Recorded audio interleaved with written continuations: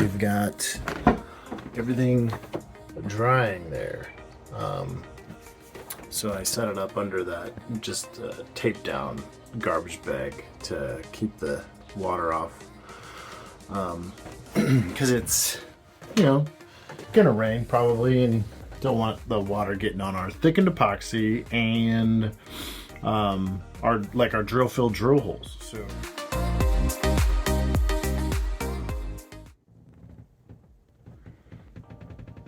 crazy hair day. Hello. Welcome to Saturday afternoon on the boat. Today we are going to install the deck fitting and the fill hose for the new fuel tank. Okay. Fuel hose, fill. This is our simple setup to just get it in. Make it work. It's good enough for now. So instead of farting around with the shutoff valve and the 90 degrees and all that, this big honker that we've been fighting with and all the attachment points to it like we've talked about, I've got a different plan for that. But I have some parts and fittings and supplies that are on order, and they won't get here until like maybe another week. So, in order to just get the deck fill in, we are going to simplify. There's Devin. Hi! Hi! We're talking about simplifying the deck fill. It's not going to be perfect for now, but it's good enough to get diesel fuel in the tank. Which means we can get off the dock. Well, let's be honest, one step closer to getting off the dock. Yeah. Okay, one step closer. All right, so our simplified solution is, here's our deck fill fitting. And I just have this blue tape on it to keep things from getting scratched up, because this is like a really nice shiny finish. So I just want to protect it. So that's going to be coming down through the deck, through bolted, and I'll explain why through bolted later. Hose mounts into this part here. 2 hose clamps to clamp the hose and the fitting together. And then run a length of hose to the top of the fuel tank and double hose clamp that as well. This little guy you might have noticed on the table is from Perco, P-E-R-K-O, and we're gonna give him a go. He's a one-way flapper valve that sits in the hose here. It's kind of like a little compression fit, and the fuel can only go this way. It can't go out that way. So I thought that was a kind of a perhaps unnecessary, but I saw in a couple different resources. I think it might have been Nigel Calder or the Good Old Boat article. But yeah, give that a go. Okay, safety goggles on, which means we're gonna do something dangerous and fun. This type of hose, I hate cutting it. I hate it. It's not easy to cut. It's pretty strong, beefy material, which you want in your engine room on a boat. You want it to be strong, but it's a pain in the ass to cut. So what we're gonna try, I'm just gonna try this multi-material cutoff wheel here and see how it came from the place that I ordered it from. They really didn't do a good job cutting that off. So I'm not gonna just stick that end on my boat.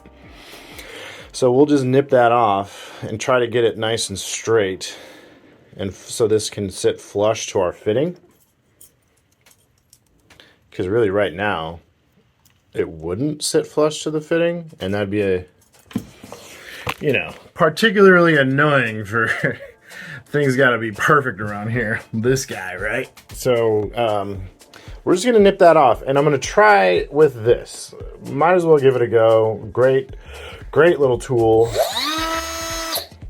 We've used it a bunch in the past, so we'll see if that makes this job any easier. If not, we'll come up with a different plan. See how it goes.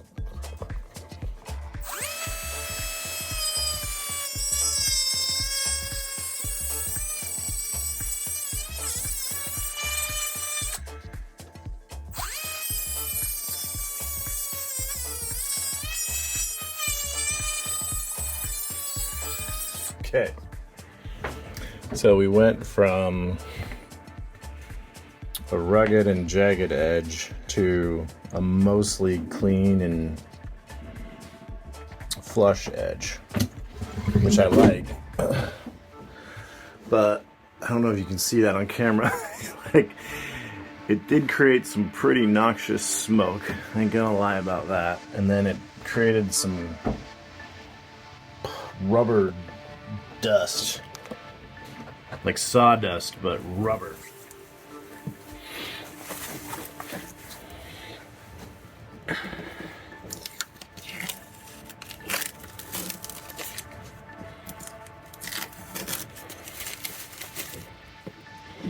Yep. Got nice, good coverage in there. Yeah, it's looking good. So next step is to get the rest of this tape off from down below. And then because we had such a successful test fit, and then we built it up a little bit with some epoxy here, we're gonna do another test fit to make sure that I don't need to like file that down or sand that back a little bit. And then we will mark our holes for our, because we've already done the drill and fill, now we need to drill again. So we'll mark a center spot on those holes that have been filled and nice and cured. And yeah, we can install that guy with our 4000 adhesive sealant and our through bolts. And I keep promising to explain the through bolts, and I will. We'll do that in a little bit, I promise.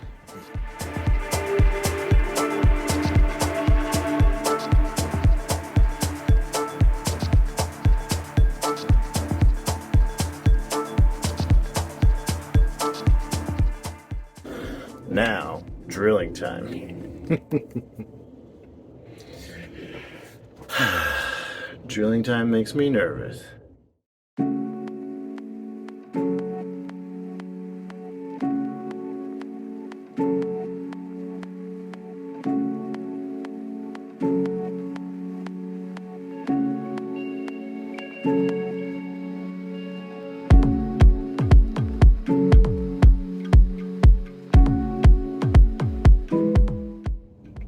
Boom. They fit. That feels good. Feels really good. Okay, let's talk about why we are choosing to through bolt this fitting. It is on the cockpit sole, so here I am. I'm just sitting in the cockpit right now. Right, there's a companionway. There's the steps we worked on inside of the boat. Steering wheel. Me. So because this is a traffic area where people walk, this could be stepped on. And so the motion of someone stepping on it, either straight down or from the side or whatever, might be too much stress on a few little screws that are just screwed into the deck. So that's my main concern. And then naturally, when I was out sailing halfway around the world, we had a fuel fill in the cockpit as well. And when the boat was heeling over, we would put our feet on different areas like this bar, the side of the bench, you know, the cockpit combing, like up here. And also we would put our feet on here too. Like this is a little bit of a nub sticking out of the sole of the cockpit. So when the boat is rocking and rolling, you're heeled over, you know, natural sea state. It's a thing that you can put your foot on and feel secure. It's something that your foot can grip onto. So that's the primary reason why I decided to through bolt, because of this fitting in this location. It's going to have some additional stress. So if you can get away with through bolting, that's usually, for this type of boat and this construction, the best thing to do. It doesn't make it worse. Just remember to do your drill fill drill like we've just done, and yeah, make sure you can get on the underside of it too, because you're gonna have to work the nuts to get the fitting screwed down. So anyway, yeah, that's the reason why we decided to through bolt our fuel deck fitting in our cockpit. Okay, got everything ready. After about 30 minutes of trying to find my caulking gun, it was poking out of a box right in front of my face. Typical. You know, when you're looking for something, it's always in the last place when you find it. I got this all prepped up, cleaned with some acetone, got these awesome crocodile cloths to wipe up the inevitable mess. And yeah, so now we just got to seal this down.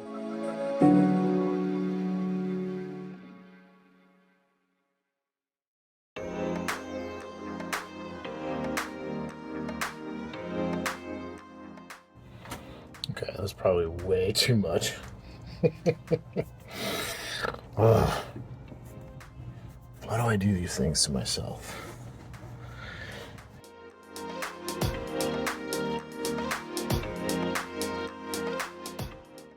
It's fine, it's fine, it's fine.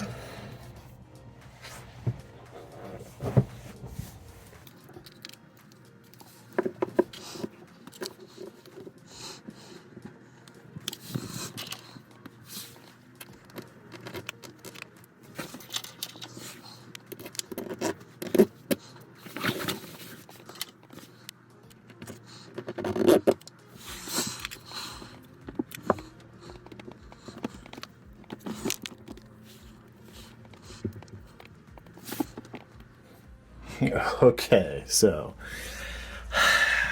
trying to get so there's our hose. That's our fill hose. And it needs to go from there over to there. And so I was trying to measure it to see how much hose I actually need. And measuring, it wasn't adding up. So I just snagged a little excess spare fuel hose.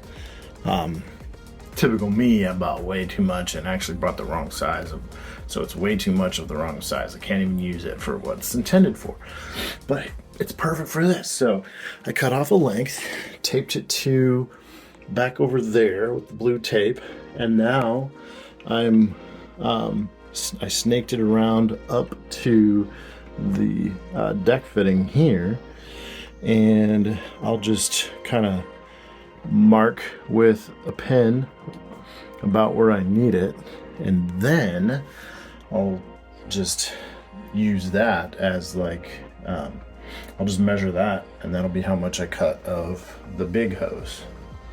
So in theory that should be okay. Theory, right? I don't see why it wouldn't work as long as everything's kind of lined up. I mean, that looks pretty good. It's in a generally downward direction. So yeah,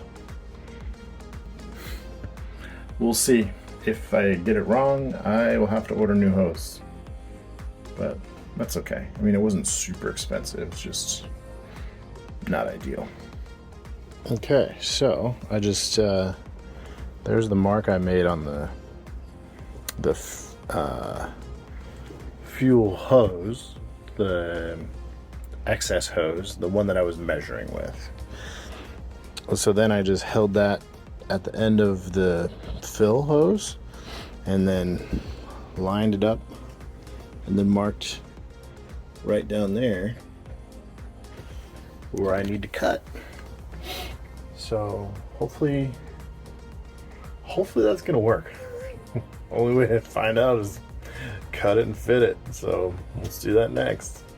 Okay, got our hose cut to size for the fill, and we use the same technique with the cutoff wheel.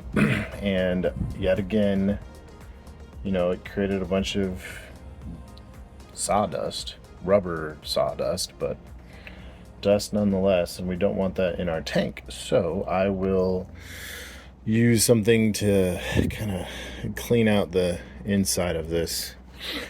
Honestly, I will probably use diesel fuel. Diesel fuel is a really good solvent and cleaner, and this is designed for diesel fuel. So I'll just put some gloves on and pour a little diesel fuel into one end of the hose, hold the other end, cap it off with my gloved hand, and then kind of just shake it with one hand on either end. Yeah, that should be fine. Cool. So then once I have that cleaned, we can take it down below and see if we can get it hooked up. Pretty cool. Okay, here we are. I think we'll be okay. So I don't have my hose clamps on yet, but I can pretty much feel like I can muscle that thing into place. I also like that the label is facing outwards. So if we ever need to get hauled out or inspected for insurance, or I don't know, maybe if we ever sell this boat, you can see the date and the markings and the size and what type it is and things like that. So I kind of did that on purpose. So yeah, let's get some hose clamps on the fill fitting for the actual tank, and then I'll just kind of muscle it into place to get it onto here. And I will put this one-way check valve in it too, so that'll go right into there, sit probably like right around in there. That way we can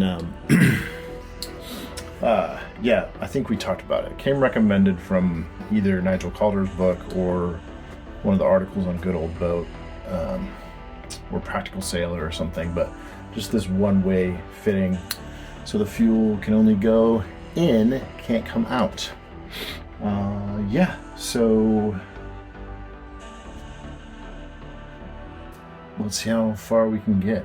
I think we might be muscling our hose around a bit. If that happens, I will get out the heat gun and kind of heat things up. But yeah, we'll see. We'll try it without the heat gun first and see if some good old muscle can wrangle that thing into the proper place. Ta-da! We can get fuel in the new fuel tank. Feels good. So, double hose clamps, all 3/16 stainless, smooth on the inside so as not to mar up the hose as much. Double hose clamps down there. I've got my one-way check valve probably sitting about right here. The only thing I don't like is this low spot. So when we pour fuel in, when we're towards the end of our fueling, diesel will sit in there.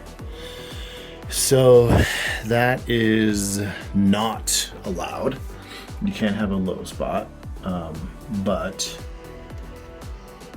this isn't permanent either. So it'll be fine for the purposes of just, going up and down the river and stuff like that.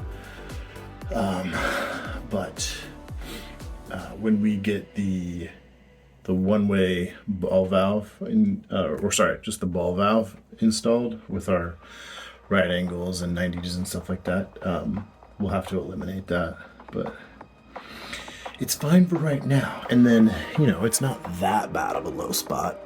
When the boat goes like this and goes like that, the fuel will eventually get over there. So not too worried about it. It's just that it wouldn't, if this was a brand new boat out of the factory, that would fail. The delivery inspection would probably fail. But that's okay for our boat for right now. And yeah, it's good enough, and it's not perfect, but it's usable and done to the point where, yeah, if I needed to put fuel in the tank, we can. It's freaking amazing. It feels really good to have that hooked up. So yeah, it was a lot of work. It took, just that little thing, it took all in 8 to 10 hours is probably my guess. 8 to 10 hours just for the deck fill. And that doesn't even include the planning and the research and the ordering of the materials and the weight. There's a lot that goes into the planning and the research behind one of these projects. So this is just 8 to 10 hours just for the install for that one little length of hose. So yeah, anyway, I'm happy with it. It's good enough. It's a lot of work, but it's also a yacht of love. And today we can definitely say we made the boat just a little bit better today. In fact, probably a lot better today. Yeah, on to the next one. See you guys.